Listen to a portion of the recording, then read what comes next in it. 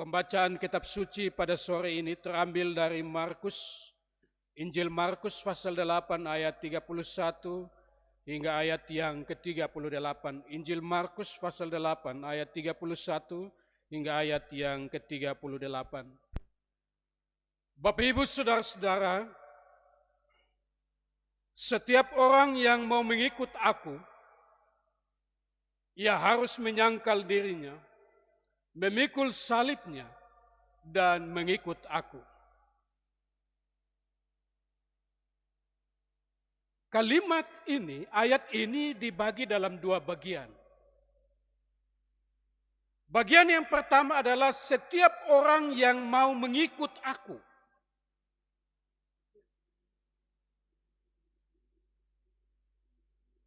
Yang mau. Itu berarti kerelaan.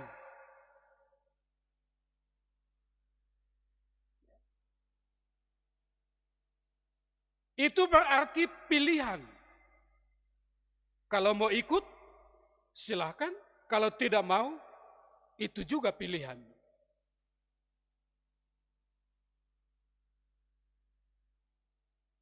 Mengikut Yesus itu adalah satu keputusan pribadi, satu kerelaan, tidak ada yang memaksa.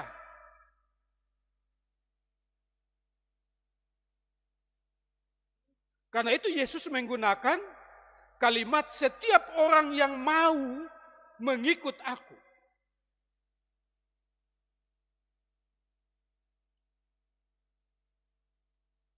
Kita masuk pada penggalan yang kedua.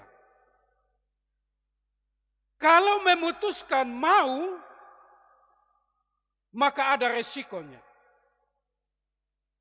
Lain daripada kalau memutuskan tidak mau mengikut Yesus, tidak ada resiko, tidak ada konsekuensi. Tapi kalau mau mengikut Yesus, maka ada resiko yang harus ditanggung, ada konsekuensi yang harus dijalani.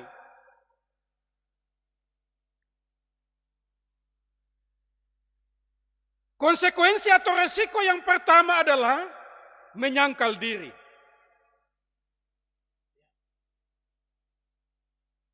Menyangkal diri. Menyangkal itu apa? Menyangkal itu kan berarti menyatakan tidak. Mengatakan tidak. Kamu yang ambil ya? Tidak. Nah itu menyangkal. Kamu mirip Rano Karno? Tidak. Nah itu menyangkal. Padahal mirip saya dengan Rano Karno kan? Begitu. Tapi bukan Rano Karno yang mirip. Bukan saya mirip Rano Karno yang mirip saya. Gitu. Jadi ketika kita mengatakan tidak terhadap sebuah permintaan atau apapun namanya, itu penyangkalan. Ya. Ada teman saya kalau di kampung itu, dia biasa isep rokok apa itu? 153 yang bungkus apa itu ya? Bungkus apa itu? Bungkus kuning ya. 153. Di kampung 153, begitu sampai Kupang dia gisamsu. Dia isap gisamsu. Di kampung 153, biasa dong singkat saliti. Ya, di Kupang dia gisamsu. Bungkusnya sama, harganya beda. Saya tanya, kenapa di kampung lu isap 153 yang harga 3.500, di Kupang lu mulai isap gisamsu yang harga 15.000, dia bilang gengsi. Nah itu menyangkal diri kan. Menyangkal kenyataan. Mau bagengsi, mau bagaya. Ya. Nanti kami pulang dia kembali ke saliti. Ya. Begitu. Ya. Menyangkal diri berarti menyatakan tidak kepada diri sendiri. Menyangkal diri berarti menyatakan tidak kepada keinginan sendiri. Menyatakan tidak kepada ego. Melawan kemauan, melawan keinginan, melawan nafsu, melawan egoisme diri kita sendiri. Itu menyangkal diri.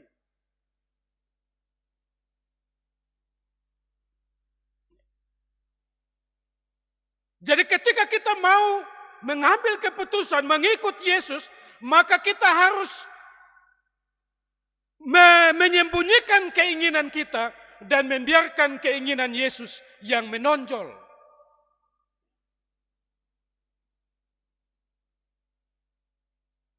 Maunya kita seperti ini, tapi maunya Tuhan tidak seperti itu. Maunya kita itu kita kubur dalam-dalam dan kita terima maunya Yesus. Itu namanya menyangkal diri kita dan menerima Yesus.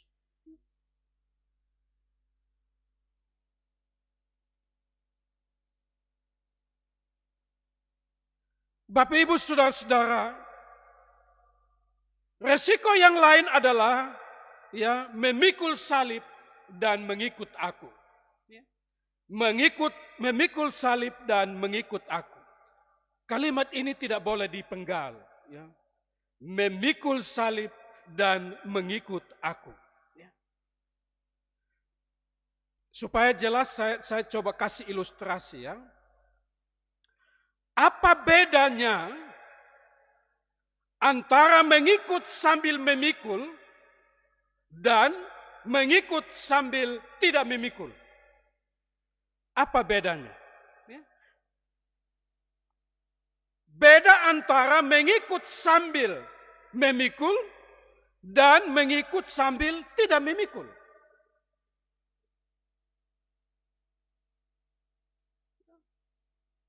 Orang pasti jawab bilang, ya kalau ikut sambil tidak pikul ringan, ikut sambil pikul itu berat. Tidak, bukan itu jawabannya.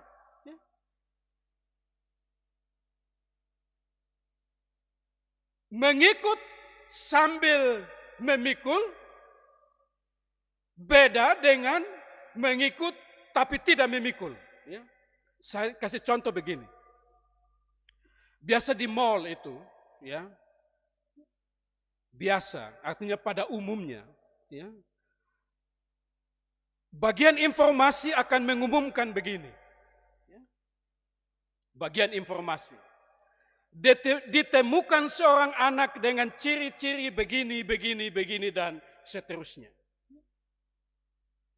Yang merasa kehilangan anak silakan ke bagian informasi atau bagian keamanan. Saya bertanya, anak itu ke mall karena ikut mamanya kan? Atau ikut ayahnya? Tapi kemudian kenapa anak itu terpisah dari ibunya? Anak itu ikut ke mamanya ke mall, dia tidak pikul apa-apa. Karena dia tidak pikul apa-apa, begitu dia lihat ada jualan mobil, ada tempat yang jualan mobil, ada tempat yang jualan sepeda, anak itu pergi meninggalkan mamanya. Mama juga sedang asik, lihat emasnya, lihat sepatunya, lihat tas.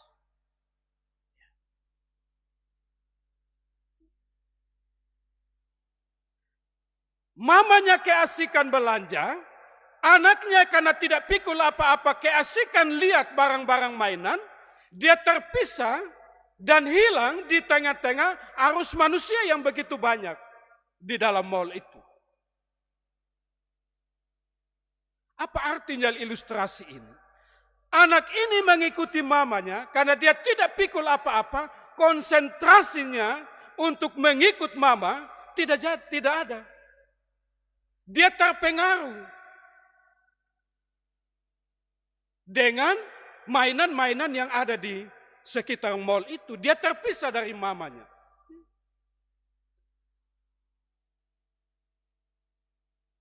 Mengikut Yesus tanpa pikul beban, mengikut Yesus tanpa pikul tanggung jawab, akan membuat kita mudah tergoda. Mengikut Yesus tanpa memikul tanggung jawab, akan membuat kita tidak fokus.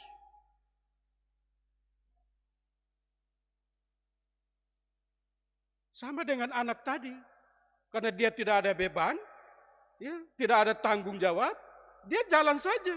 Hilang di tengah-tengah arus manusia yang begitu banyak di mall. Sebaliknya begini, waktu saya beli beras 1 karung di pasar Impres, ya, saya minta orang pikul beras itu, bawa ke mobil.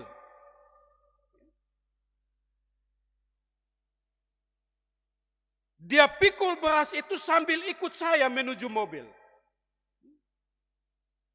Anda bisa bayangkan, mungkinkah orang itu pikul beras 1 karung sambil tawar, sambil lihat pakaian, lihat sayur, lihat emas. Mungkinkah? Tidak mungkin. Ada beban yang begitu berat di punggung, di bahu, membuat dia fokus untuk mengikut saya sampai mobil, meletakkan beras itu dan dia pulang. Dia pulang.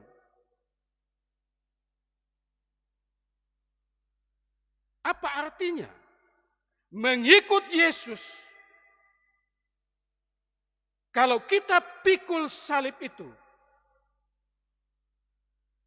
maka kita akan fokus.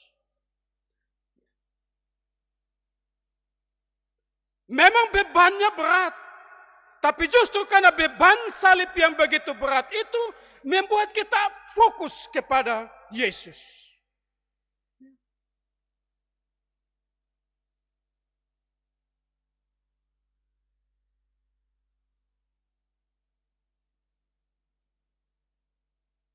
Bapak, Ibu, Saudara-saudara, kira-kira begitu. Jadi memikul salib dan ikutlah aku. Itu 2 jangkas pisah. Ya. Ada orang yang mau memikul salib, mau ikut Yesus tapi tidak pikul salib. Ya. Dalam bacaan ini bilang begini, setiap orang yang mau mengikut aku, ia harus, ya wajib. Di ayat 34, ya. Setiap orang yang mau mengikut aku, ia harus, ini kewajiban. Ya. Bahwa mengikut Yesus itu pilihan, tapi begitu kita sudah ikut Yesus, wajib. Harus pikul salib dan mengikut dia. Jangan mengikut dia tanpa pikul salib.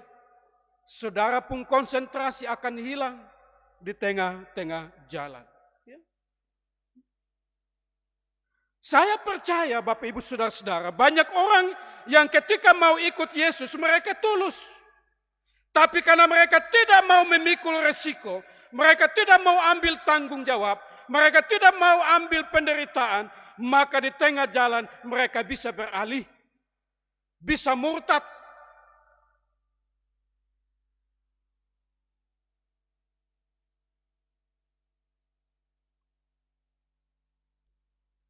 Bapak Ibu Saudara-saudara, ini berarti mengikut Yesus ada resiko yang harus kita tanggung.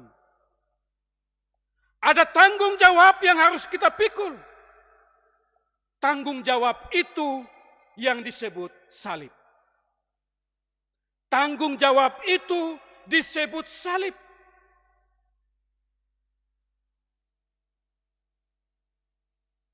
Pertanyaan berikut adalah, salib siapa yang kita pikul? Salibnya Yesus? Tidak. Di dalam bacaan ini coba perhatikan baik-baik ayat 34. Ya. Memikul salibnya. Nya di situ bukan N besar, N kecil.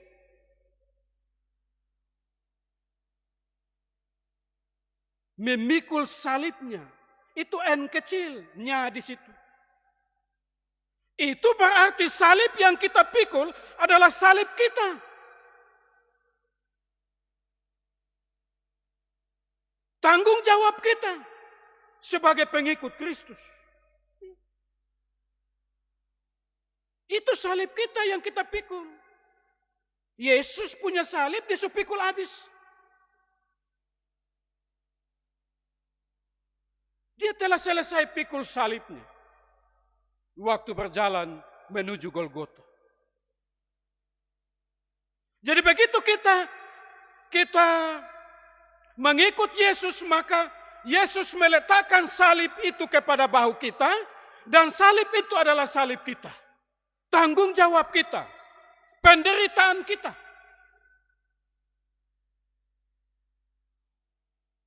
Yang harus kita pikul di pundak kita. Salib saya dan salib saudara itu beda.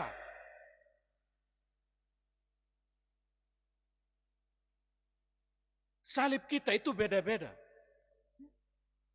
Wujudnya beda-beda, tapi hakikatnya sama. Ada yang wujudnya 2 meter, ada yang 3 meter, ada yang wujudnya 2 bulan, ada yang 1 tahun menderita. Ya. Sekalipun salib itu wujudnya beda-beda, tetapi salib itu punya hakikat yang sama. Apa hakikat salib? Salib bermakna penderitaan. Bahwa wujud penderitaan itu ada yang pendek, ada yang panjang. Itu wujud, tetapi prinsipnya adalah penderitaan. Salib itu bermakna penderitaan. Jadi kalau omong salib, itu sama dengan omong penderitaan. Ada satu teolog bilang begini, salib itu bukan rantang yang ada pegangannya. Saudara VI. Tapi salib itu adalah salib tidak bergagang. Dia harus dipikul.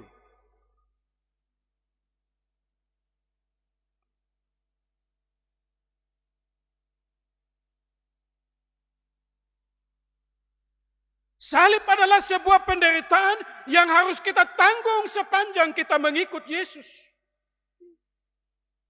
Tapi tidak semua penderitaan adalah salib. Nah ini. Jangan pikir semua penderitaan salib. Memang salib itu identik dengan penderitaan. Tapi penderitaan, tidak setiap penderitaan itu adalah salib.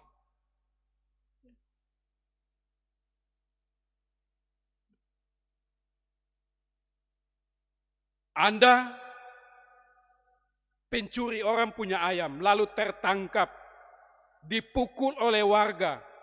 Apakah itu salib? Tidak.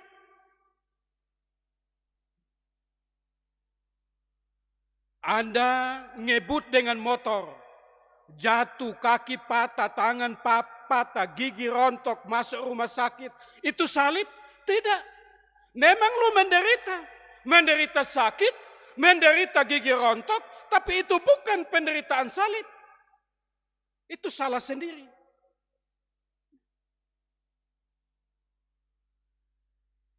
Anda korupsi, lalu masuk hotel Prodeo sekian tahun, lalu Anda bilang itu salib.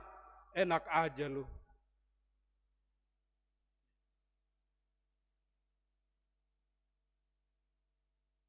Jadi Bapak Ibu Saudara-saudara, hakikat salib adalah penderitaan. Dan penderitaan karena taat kepada Kristus. Itu intinya. Hakikat salib adalah penderitaan. Penderitaan karena taat kepada Kristus. Karena taat kepada Kristus lalu saya menderita, itu salib. Karena berjalan dalam kebenaran lalu saya menderita, itu salib. Membantu orang lain dengan ikhlas, lalu saudara difitnah, itu salib. Kalau doi ini apa ya? Doi itu, apa doi? Anak muda. Doi itu pacar ya? Pacar ya? Nah. Kalau doimu tidak seiman, lalu saudara putuskan dia, memang saudara broken heart. Tidak seiman, lalu saudara putuskan dia, pasti broken heart. Makan tidak bisa, tidur tidak bisa, broken heart. Tapi itu salib. Kamu memutuskan untuk tidak menikah dengan dia, tidak pacaran dengan dia. kamu menderita karena keputusan iman itu. Yang penting saudara tidak menyangkal Yesus. Saya kadang bingung ya dengan anak-anak muda ini. Waktu pacaran agama tidak ditimbang. Waktu mau nikah agama dipersoalkan. Bikin pusing saja. Waktu pacaran dia tidak singgung memang agama. Mau nikah dipersoalkan.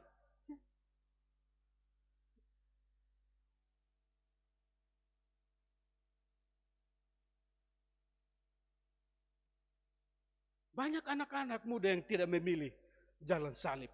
Sejak awal kalau mau menderita, lebih baik menderita memang. Daripada lu nikah habis baru pusing. Baru pusing, ya beda agama. Nikah habis baru pusing beda agama. Dia bilang ini salib. Lu yang salah baru lu.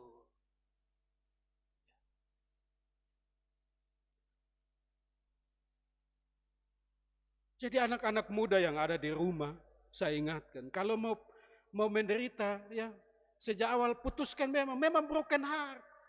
Ya, aku mau makan ingat kamu mau tidur itu pasti. Tapi demi tidak menyangkal Yesus, kamu mau melakukan keputusan itu. Ya. Masih ada cowok lain yang lebih ganteng dari si dia kan?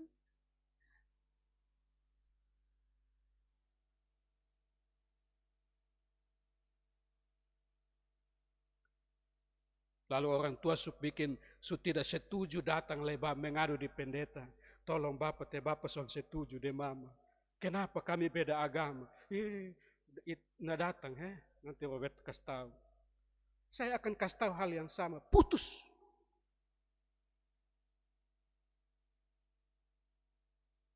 Lu bikin kepala sakit di sana datang lagi. Selama pacaran tidak pikir memang itu. Nanti suka kawin habis, sengsara di dalam rumah tangga bilang, Bapak inilah salib, enak aja lu. Itu kalau datang di saya minta doa, saya bilang emang gue pikirin. Lu yang salah sendiri.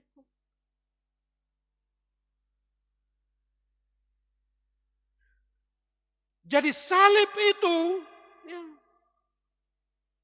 penderitaan.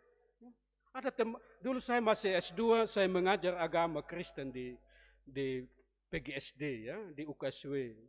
Ya, itu kelas. Waktu saya ngajar itu kelas BB. Kelas BB itu kan dia kuek, ribut semua. Pas mau ujian dia berubah jadi angsa. Dia pun leher tarik panjang-panjang karena menyontek di teman. Kelas BB berubah menjadi kelas angsa. Tidak lulus. Dia datang mengadu ke saya. Bapak kenapa saya tidak lulus? Saya ambil kunci jawaban, lu cek Bapak dan lu pun jawaban, betul tidak? Dia cek terakhir dia bilang betul saya salah Bapak. Saya bilang ya ulang saja tahun depan tuh. Dia bilang siap, inilah salib yang harus saya pikul. Enak aja lu, tidak belajar baru itu salib. Ya. Itu banyak anak-anak yang tidak, ya di kelas, dia kelas BB, mau ujian, ya, waktu guru mengajar kelas BB, mau ujian baru dia angsa, nyontek, tarik leher panjang-panjang.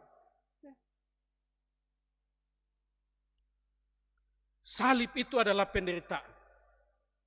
Penderitaan karena taat pada prinsip kebenaran, taat pada prinsip iman, taat pada prinsip cinta kasih.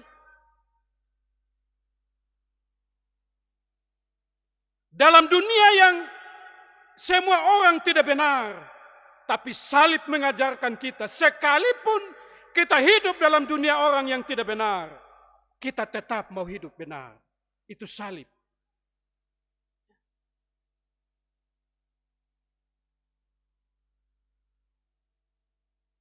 Bapak Ibu Saudara-saudara, salib adalah penderitaan. Dan itu pilihan Yesus dengan sengaja. Bukan dipaksa dengan sengaja. Tapi Petrus tidak mau seperti itu. Petrus tidak mau memilih jalan penderitaan itu. Bahkan dia juga mau supaya Yesus jangan memilih penderitaan itu. Jadi pikir ikut Yesus itu ikut jalan tol, kenyamanan. Banyak orang berpikir seperti Petrus itu. Mau terima berkatnya, tapi tidak pernah menerima penderitaan iman. Muka mujizat. Itu namanya tampang-tampang mujizat. Petrus bukan saja tidak siap memikul salibnya, tapi ia malah menginginkan agar Tuhan Yesus juga tidak memikul salib. Makanya Yesus bilang, "Wahai setan." Jadi orang yang tidak memilih salib, pengikut Kristus yang tidak memilih salib, ya, Yesus bilang, "Wahai setan." Tuhan Yesus marah. Yesus bilang, "Enyahlah iblis, sebab engkau bukan memikirkan apa yang dipikirkan Allah, melainkan apa yang dipikirkan manusia." Pola pikir Yesus adalah pola pikir Allah. Pola pikir Petrus adalah pola pikir manusia. Dia mencari Mesias politik, bukan Mesias yang akan disalibkan. Mesias politik itu yang kasih kenyamanan. Tidak.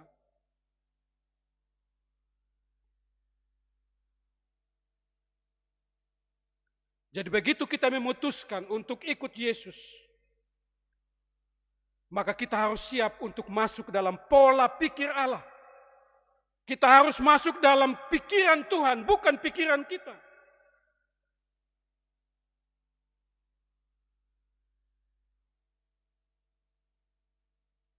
Bapak Ibu Saudara-saudara, tawaran salib bukan tawaran yang mudah.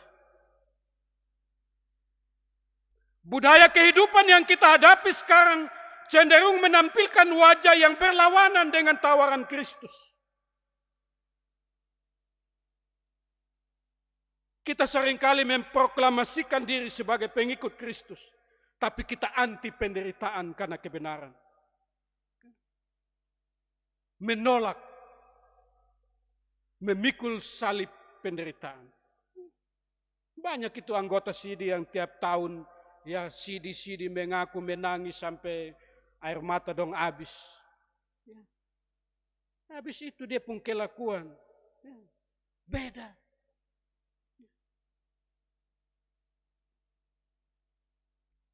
Banyak orang yang ingin eksis. Ya lewat Facebook, Instagram. Begitu dia masuk di Facebook, di Instagram, ya dia bilang, "Beta juga tidak ketinggalan zaman, beta juga gaul." Ya, tiap hari itu saja pemuka. Tiap hari. Bangun pagi, ya doa habis, buka HP, Facebook, dia lagi. 3 jam lihat, dia lagi. 5 jam kemudian lihat lagi, dia lagi. Dia terus. Di tengah budaya eksis semacam itu, Yesus menawarkan kepada kita untuk melakukan penyangkalan diri. Orang yang menyangkal diri adalah orang yang berani mematikan dirinya demi kepentingan orang lain. Orang yang menyangkal diri adalah orang yang rela dianggap tidak eksis demi memberi ruang bagi pihak lain untuk menonjol.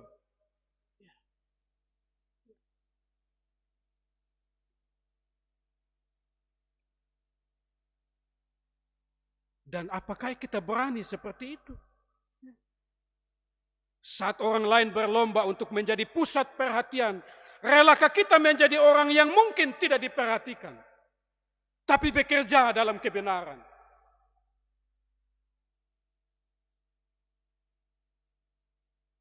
Selain budaya eksis, ada budaya cuci tangan. Dalam media elektronik dan media cetak kita menjumpai banyak orang yang sedang mengalami masalah dan mencoba untuk lari dari permasalahan yang terjadi. Bukan saja lari, tapi lempar tanggung jawab pada orang lain. Mereka yang telah melakukan kesalahan berusaha untuk mencari kambing hitam supaya mereka tidak dipersalahkan, supaya mereka tidak mau hidup menderita di balik jeruji besi.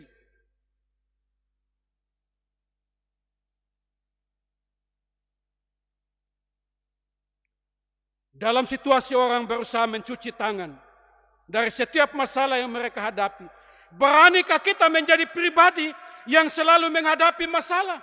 Apapun resiko yang harus kita tanggung, hanya karena kebenaran, hanya karena iman. Bapak Ibu, memang salib itu identik dengan penderitaan. Tidak mudah.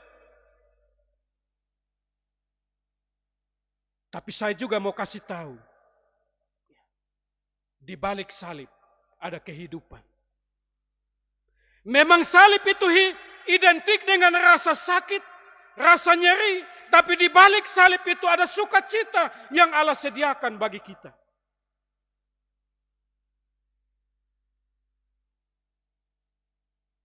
Salib juga adalah lambang kehidupan. Salib memang adalah lambang penderitaan, lambang kematian. Tapi di balik salib itu ada lambang kehidupan.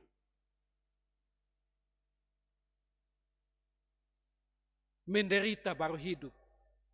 Intinya begitu. Bahasa Timur itu beta suka dengan itu istilah. Meup on ate, tah on usir. Kerjalah seperti seorang budak, tapi makanlah seperti seorang raja. Tapi ada yang balik, kerja seperti raja, terakhir makan seperti budak.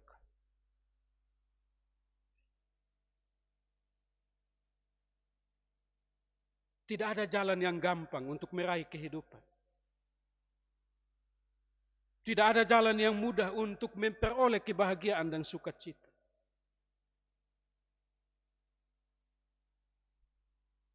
Karena itu kita tidak boleh menggampangkan segala sesuatu.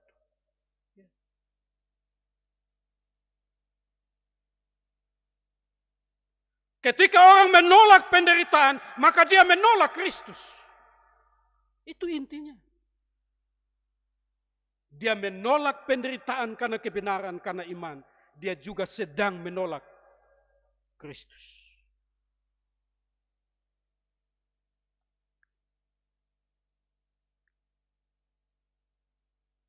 Jadi ikut Kristus itu pasti menderita. Tapi jangan khawatir. Di balik penderitaan ada kehidupan kekal. Ya. Ada kebahagiaan, ada sukacita. Itulah janji Tuhan bagi kita. Hari ini kita menderita karena COVID. Tapi iman tidak boleh bergeser. Cinta kasih tidak boleh bergeser. Prinsip tidak boleh bergeser. Tetap bertelut. Tuhan akan menyediakan keselamatan bagi kita. Tuhan memberkati kita semua. Amin.